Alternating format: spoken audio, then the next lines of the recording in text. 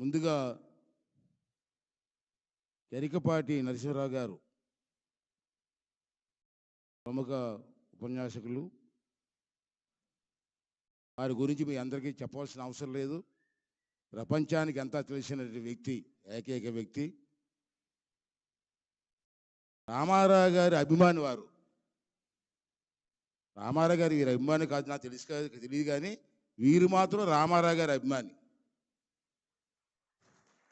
నేను కూడా రామారావు గారి అభిమానే, కానీ వీరికి కూడా అభిమాని. నేను ఎప్పుడు వాళ్ళు ఫాలో అవుతుంటాను సార్. మిమ్మల్ని ప్రజల్లో చాలా చైతన్యం తీసుకొస్తున్నారు. మీలాంటి వ్యక్తుల్ని ముందు మాట్లాడడం నాకు చాలా ఆనందంగా ఉందని చెప్పి మనం చేస్తున్నాను. అలాగే ప్రముఖ సినీ నిర్మాత అశ్విని దత్ గారు చూశారు మీరు. వీరు కూడా ఎన్టీ రామారావు గారికి అభిమాని. సినిమా వ్యాపారస్తులు, నిర్మాత, నాకు మంచి స్నేహితులు మొదటి నుంచి కూడా 83 నుంచి కూడా. నేను ఎక్కడికైనా వెళ్ళినప్పుడు రామారావు గురించి గొప్పగా చెప్తూ ఉంటారు. నేను చాలాసార్లు అతను ఎందుకు లైక్ చేస్తానంటే, రామారావు గారిని మనం మొదటి నుంచి సినిమా ఫీల్డ్కి వచ్చిన దగ్గర నుంచి రకరకాల పాత్రల్లో చూసాం. కానీ రామారావు గారిని డిఫరెంట్గా చూపించిన వ్యక్తి ఎవరంటే అశ్విని దత్ గారు. ఎందుగా మాట్లాడాలని మాట్లాడడం మీకు అర్థమైందా? అతను నిర్మాతగా అతను ఒక ప్రయోగం చేశారు. రామారావు గారు కృష్ణుడు, రాముడు, దుర్యోధనుడు ఇటువంటి పాత్రలు వేస్తారని అందరూ అనుకున్న టైంలో అతనితో సినిమా చేశారండి. అతను ఆ సినిమా ఏంటంటే ఎదురులేని మనిషి. చూశారు ఎవరన్నా? అప్పటి వరకు రామారావు గారు చేసిన పాత్రలకు భిన్నంగా రామారావు గారితో ఎదురులేని మనిషి సినిమా తీసి బ్రహ్మాండమైన విజయం సాధించినటువంటి వ్యక్తి అశ్విని దత్ గారు. పబ్లిక్ ఆశ్చర్యపోయారు, రామారావు గారు ఈ వేషం వేశారా అని. అప్పుడు మేము 10th క్లాస్ చదువుకుంటూ ఉంటున్నాం మేము. తర్వాత యుగ పురుషుడు. ఇప్పుడు మనం అందరూ అనుకుంటున్నాం రామారావు గారు యుగ పురుషుడు అనుకుంటున్నాం. ఆ రోజుల్లో యుగ పురుషుడు అని టైటిల్ పెట్టి రామారావు గారితో సినిమా తీసినటువంటి వ్యక్తి అశ్విని దత్ గారు. అటువంటి వ్యక్తులు అభిమానం ఉండొచ్చు, అభిమానాన్ని ప్రజల్లోకి తీసుకువెళ్ళడం గొప్పతనం. అలాగే వైవిఎస్ చౌదరి గారు ఇతను సినిమా నిర్మాత, మంచి సినిమాలు తీశారు. అన్నిటికంటే ముఖ్యం ఏంటంటే అతను రామారావు గారు చిన్నప్పటి నుంచి, చదువుకున్నప్పటి నుంచి కూడా రామారావు గారు అంటే అభిమానం. ఇప్పుడు మన సత్యనారాయణ గారు వాళ్ళు అభిమాన సంఘాలు లాగంటూ ఆ రోజుల్లో చౌదరి గారు కూడా అభిమాన సంఘాల్లో పనిచేసి సినిమా ఫీల్డ్కి వచ్చి సినిమాలో రామారావు గారి కుటుంబాన్ని హైలైట్ చేస్తూ అనేకమైన సినిమాలు తీసినటువంటి వ్యక్తి చౌదరి గారు. మరి మీ అందరికీ తెలుసు, ఇవాళ ఈ సందర్భం నాకు ఆనందంగా ఉంది. నందమూరి తారక రామారావు గారు ఒక మాటలో చెప్పాలంటే ఇందాక చెప్పారు యుగ పురుషుడు. దాంట్లో డౌటే ఉందని మీకు చెప్పడం రాలే. యుగ పురుషుడు. నా చిన్నప్పటి నుంచి అతని సినిమాలు చూస్తున్నాను. అతను లాంటి నటుడు, విభిన్న పాత్రలు పోషించిన నటుడిని భారతదేశానికి ఎవరు ఉన్నారనుకుంటున్నారు మీరు? ఎందుకన్నానంటే మాట, అతను నటించిన చిత్రాల్లో నాటికి నేటికి అద్భుతమైన చిత్రాలు. ఒక రాముడుగా, కృష్ణుడిగా, దుర్యోధనుడిగా, రావణ బ్రహ్మగా, ఒకే రాజు పాత్ర అయినా, ఒక బడిపంతులు వేషమైనా అన్ని పాత్రల్లో కూడా ఇమిడిపోయే ఏకైక వ్యక్తి నందమూరి తారక రామారావు గారు. చూడండి, కృష్ణుడి వేషం వేస్తే కృష్ణుడిలాగా ఉంటాడు, రాముడు వేషం వేస్తే రాముడిలాగా ఉన్నాడు, దుర్యోధను వేషం వేస్తే గంభీరం, రావణాసుడు పాత్ర వేశాడు, రాజు పేదలో పేదవాడి పాత్ర వేశాడు, ఉమ్మడి కుటుంబంలో మంచి పాత్ర వేశాడు. ఇలా రకరకాల పాత్రలు. నాకు తెలిసి ప్రపంచంలో ఇన్ని పాత్రల్లో జీవించిన వ్యక్తి ఎవరన్నా ఉన్నారంటే లేరే అనిపిస్తుంది. నాకు ఉన్నారో తెలియదు కానీ నా దృష్టిలో మాకు లేరే అనిపిస్తుంది. ఏంటండి ఇవాళ చూస్తే మనం దానవీర సువర్ణకర్ర తీసుకుందాం. ఇంత డేరింగ్ ఏంటి అతను? ఓ నిర్మాతగా, ఓ డైరెక్టర్గా సినిమా తీశారు. కేవలం తక్కువ రోజుల్లో తీశారు సినిమా. నాకు తెలిసి 40 రోజుల్లోనో 38 రోజుల్లో తీసినట్టు గుర్తు నాకు అండి. 49 రోజుల్లో అంత పెద్ద పౌరాణిక సినిమా తీసినటువంటి గనుడు నేను ఎక్కడ చూడలే. ఒక నిర్మాత చేస్తూ, డైరెక్షన్ చేస్తూ, నటిస్తూ ఆశ్చర్యం అండి. రాబోయే రోజుల్లో ఎవడ పుడతాడో పుట్టడో నాకు తెలియదు, కానీ పుట్టడు. నాకు తెలిసి పుట్టడు. ఒకే ఫ్రేమ్, కెమెరా ఫ్రేమ్లో, ఒకే ఫ్రేమ్లో కృష్ణుడు, దుర్యోధనుడు, కర్ణుడు పాత్ర వేసినటువంటి మహానుభావుడిని ఎవరన్నా చూసారా మీరు? ఒకే ఫ్రేమ్, ఒకే ఫ్రేమ్, టేకింగ్ ఒకటే టేకింగ్. ఏంటండి అది? ఎంత కష్టమండి! ఎంత అంకిత భావంతో పనిచేస్తే చేయగలరండి? ఒక పక్క డైరెక్షన్ చూసుకోవాలా, నిర్మాతగా డబ్బులు చూసుకోవాలా, ఆర్గనైజేషన్ చూసుకోవాలా, 3 పాత్రలు నటించాలా. ఏంటి ఎవరికైనా సామాన్యులకి ఏమైనా సాధ్యం అవుతుందా? సాధ్యం కాదు. నాకు తెలిసి అతనికి సాధ్యమైంది. అందుకే మహాపురుషుడు, యుగ పురుషుడు అని చెప్పి నేను అనుకుంటున్నాను. అంతేకాకుండా ఏ పాత్ర వేసినా జానపదం వేశాడు. అన్ని పాత్రలు వేశారు, దాన్ని ముడిపోయారు. పర్వం ఏమిటంటే కృష్ణుని పాత్ర వేసిన, ఇందా చెప్పాను నేను, ఏ పాత్ర వేసినా ఆ పాత్రలో అతను లీనమైపోతూ ఉంటారని. అలాగే అతను 2వ జనరేషన్కి చాలామంది అన్నారు ఆ రోజుల్లో. అప్పుడు నేను ఇంటర్మీడియట్ డిగ్రీ చదువుతున్నాను నేను. అతను అడవిరాముడు సినిమా తీశారండి. రామారావు గారు అడవిరాముడు సినిమాలో డ్యూయెట్ చేయగలరా అని మా అభిమానుల్లో డిస్కషన్ అయింది. మరి అనవసరంగా రామారావు గారిని ఎందుకు డ్యూయెట్స్ చేస్తున్నారు, అంత పెద్ద మహానటుడిని అని. మరి రాఘవేంద్ర గారు ఏమనుకున్నారు చేశారు? రామారావు గారు ఏ స్టెప్స్ చేశారండి? రాముడు స్టెప్స్ చేస్తే ఎలాగుంటుందండి? ఒక కృష్ణుడి స్టెప్స్ చేస్తే ఎలాగుంటుందండి? ఒక దుర్యోధుడు స్టెప్స్ చేస్తే ఆ స్టెప్స్ ఎలాగుంటాయండి? అన్ని పాత్రల్లో కలబోసి వేసిన రామారావు గారు శ్రీదేవితో స్టెప్స్ చేస్తూ ఉంటే ఎలాగుందండి? సినిమా సూపర్ హిట్ అవ్వలేదండి? ఒకే హాల్లో 150 చూసారు. అటువంటి మహనీయుడు రామారావు గారు అని చెప్పి ఈ సందర్భంలో మీ అందరికీ మనం చేస్తున్నాను. అంతేకాకుండా వరకట్నం, అతనిలో నేను గమనించింది ఏంటంటే, రామారావు గారు రాజకీయాల్లోకి వస్తున్నారని ప్రకటిస్తే చాలామంది విమర్శించారండి. నాకు తెలుసు, అప్పుడు నా వయసు 25 సంవత్సరాలు, ఇంకా రాలే 24 సంవత్సరాలు రామారావు గారి అభిమానిని. ఈ రాష్ట్రంలో చాలామంది విమర్శించారు రామారావు గారిని. సినిమా ముఖానికి రంగులు వేసుకున్నాడు, రాజకీయం చేయగలడా అని. చేయగలడా అన్నాను ఆ రోజులో, ఆ వయసులోనే. ఎందుకన్నానంటే, అతను తీసిన సినిమాలు చూడండి ఒకసారి. దాంట్లో ముఖ్యమైనది వరకట్నం. ఆ రోజు వరకట్నం పిశాచిలాగా పీడిస్తున్న రోజుల్లో వరకట్నం మీద ధైర్యంగా సినిమా చేసిన వ్యక్తి ఎన్టీ రామారావు గారు. అది సమాజం కోసం తీసిన సినిమా, వ్యాపారం కోసం తీసిన సినిమా కాదు అది. అలాగే ఉమ్మడి కుటుంబాలు విడిపోతున్నాయి, కుటుంబాలన్నీ ఉమ్మడిగా ఉండాలని చెప్పి ఒక ఆలోచనతో సొంత సినిమాని తీసి, ఉమ్మడి కుటుంబం అనే సినిమాని తీసి విజయవంతం సాధించినటువంటి వ్యక్తి రామారావు గారు. అలాగే రాజు పేద సినిమా ఇందా చెప్పాను. అలాగే ముఖ్య విషయం ఏంటంటే లవకుశ సినిమా ఇప్పటికీ చూడాలనిపిస్తుంటుంది. ఏం అందగాడండి, ఎంత అందగాడండి! లవకుశ సినిమాలో ఎన్టీ రామారావు గారు అలా నుంచుంటే పైనుంచి నిజంగా రాముడు దిగొచ్చాడా అనిపిస్తుంది మనకి. ఎలాంటి సినిమా అండి!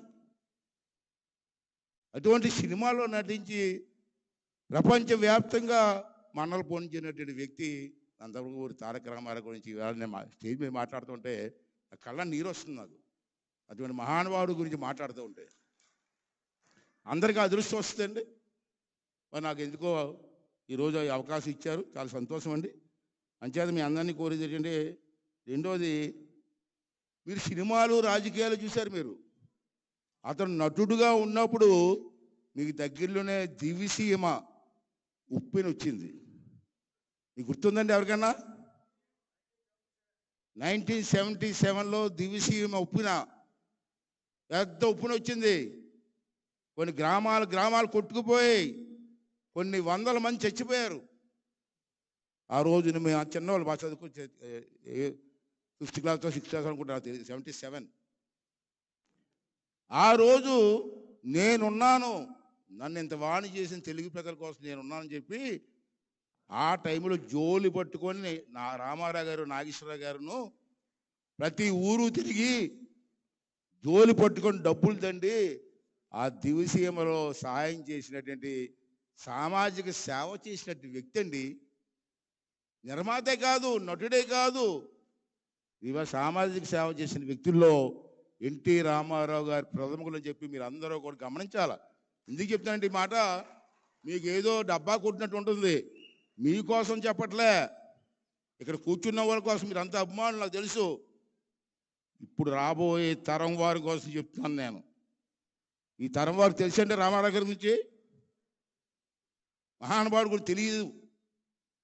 అందుచేత ఇటువంటి సమస్య కార్యక్రమాలు చెప్తూ ఉంటే మహానుభావుడు అటువంటి వ్యక్తి అని కనీసం ఈ తరం వారికి రామారావు గారి గురించి చెప్పవలసిన బాధ్యత అభిమానులుగా మనందరి మీద ఉందని చెప్పి మనం చేస్తున్నాను.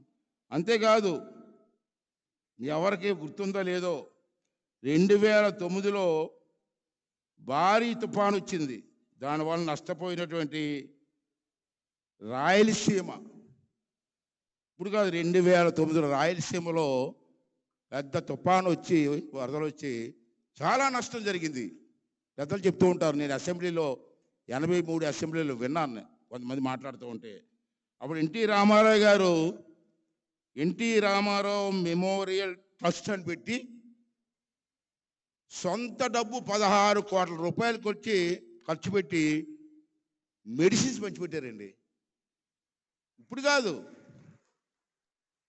ఆ రోజు 2009లో నేను అసెంబ్లీలో విన్నాను కొంతమంది పెద్దలు మాట్లాడుతూ ఉంటే. సేవా కార్యక్రమాలు చేయడంలో చిన్న విషయం కాదు, అతనికి కూడా చేసినటువంటి వ్యక్తి అని చెప్పి ఈ సందర్భంలో మీ అందరికీ మనం చేస్తున్నాను. అలాగే నందమూరి తారక రామారావు గారి సినిమాల ద్వారా చాలామంది చైతన్యపరిచారండి. దాంట్లో 2 విషయాలు చెప్తాను. పుణ్యభూమి నా దేశం అని పాఠం చూసారా? దానికి ఎంతమంది ఎన్టీ రామారావు గారిని ఫ్యాన్స్ అయ్యారో మీకు తెలుసా? కొన్ని వేల మంది అయ్యారు.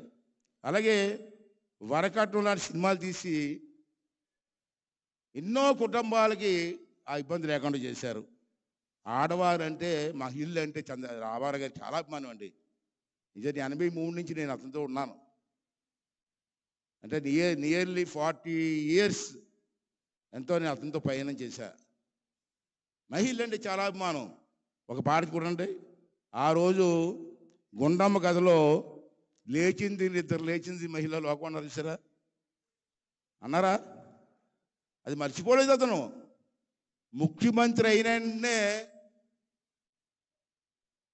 నేను 83లో ఎమ్మెల్యే, 25 సంవత్సరాలకి ఎమ్మెల్యే చేసేది నన్ను.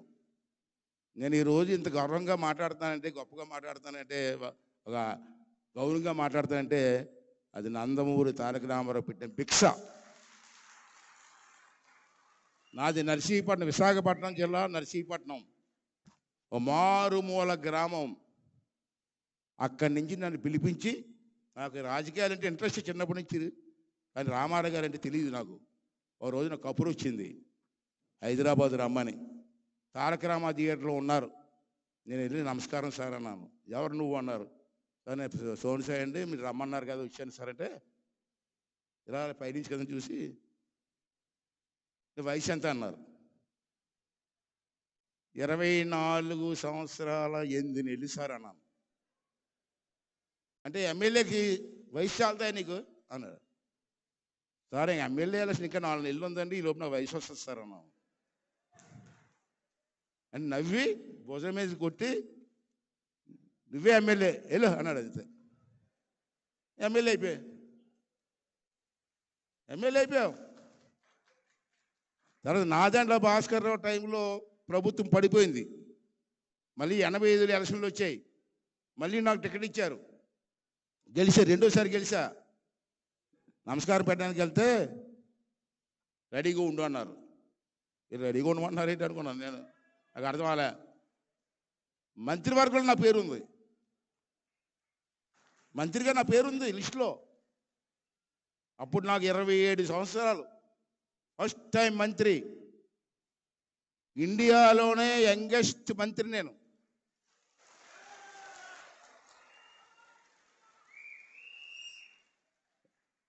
ఒక పనికిమాలిన పల్లెటూరులో ఎక్కడో పుట్టినోడిని తీసుకొచ్చి ఇండియాలో నెంబర్ 1గా నిలబెట్టిన వ్యక్తి ఆ మహానుభావుడు కాదండి. నాలో ఏ గొప్పతనం ఇచ్చాడండి. 85లో ఎమ్మెల్యే ఇచ్చాడు. ఆంధ్రాలో, ఉమ్మడి ఆంధ్రాలో అతి చిన్న వయసు ఎమ్మెల్యే నేనే. మళ్ళీ మంత్రి ఇచ్చాడు, అతి చిన్న మంత్రి భారతదేశంలో నేనే. అంత గౌరవం ఇచ్చినటువంటి వ్యక్తిని నాకు ఏం చూసి ఇచ్చారండి. నాకు వెనకబడిన ప్రాంతం నుంచి వచ్చాడు, చదువుకున్న కుర్రవాడు, ఇన్ని రాజకీయాల్లో తీసుకుని ఇచ్చారు. అతని ఆశీర్వాదంతో 4 సార్లు మంత్రి చేశాను, 6 సార్లు ఎమ్మెల్యే చేశాను, ఒకసారి ఎంపీ చేశాను, ఇప్పుడు ఆఖరుగా సభాపతిగా మీ ముందుకు వచ్చాను. అటువంటి మహానీయుడు అండి, ఎంతో మందికి అవకాశం ఇచ్చినటువంటి వ్యక్తి. మీరు చూశారు, ఇంత మహిళలు అంటే బాగా ఇష్టం అని చెప్పానమ్మా, మర్చిపోలేదమ్మా. ఫస్ట్ క్యాబినెట్ మీటింగ్లో నేను ఉన్నాను. క్యాబినెట్ మీటింగ్లో ఆడవాళ్ళకి ఆస్తులు హక్కు ఇవ్వాలన్నాడండి. చాలామంది మగవాళ్ళు బుర్రలు పేరు అలాగా కోపంగా, తండ్రి ఆస్తులు ఆడపిల్లకి ఎందుకు హక్కు ఇవ్వకూడదు అడిగాడు.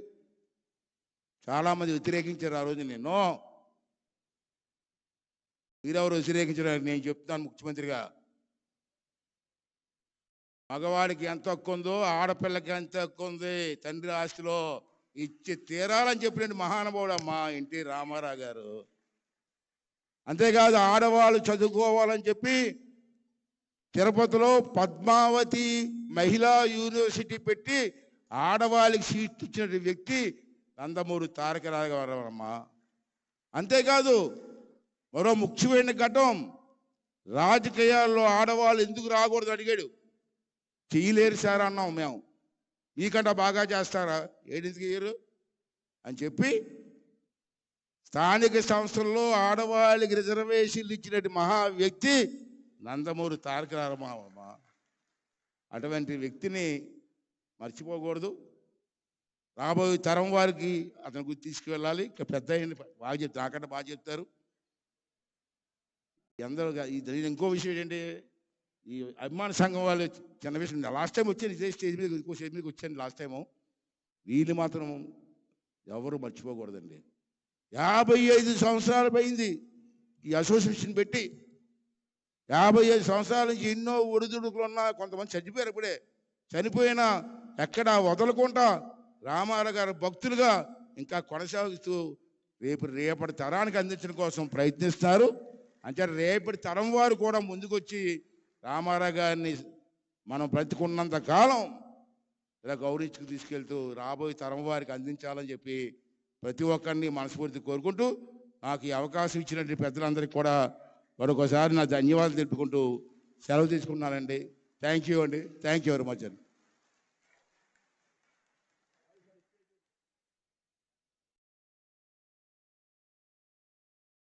మంచి ఎక్కడుంటే అక్కడ తారక రాముడు ఉంటారు. అన్నిటికీ డబ్బే ఖర్చు అవసరం లేదు.